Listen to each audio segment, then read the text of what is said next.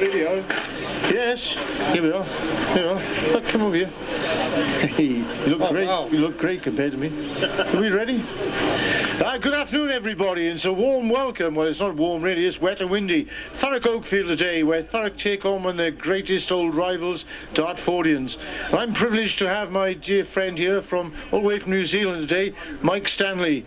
Mike Stanley, of course, played for Thurrock, but also played for Saracens, played for England all the way through as a schoolboy. And I was privileged to be in the same school as him as a teacher.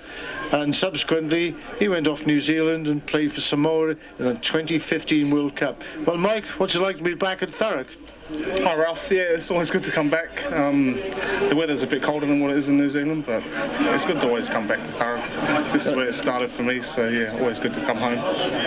Yeah, of course, in New Zealand, summer now, so it's beautiful out there up in the north, up on the Bay of Islands and those places. But looking back in time, 2011, 2012, and you played for Thurrock, what were those days like?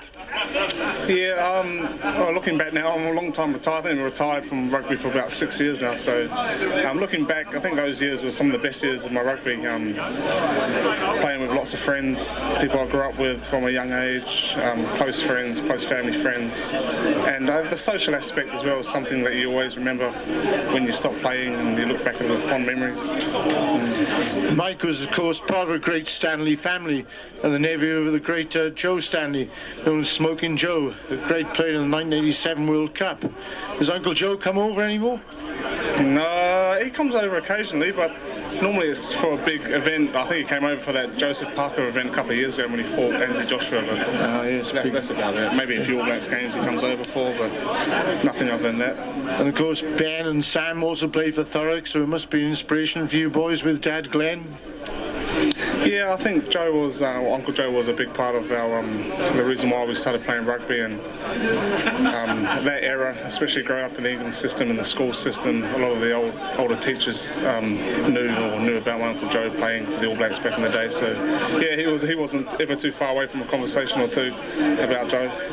And of course, the great thing for us was you and the rest of the family and Sister Olivia all went to William Edward School, and massive connection with Thurrock Rugby because lots of the boys came down here to play, and we still got people like Ben Timpson playing. Yeah, I've seen Ben a few times since I've been back, and it's good to see they're still lacing the boots up. He was a massive talent growing up as a young school kid, and I used to look up to him a lot coming through the Thurrock age group. So it's good to see they're still playing even at the twilight years of 36, 37, whatever old he is now.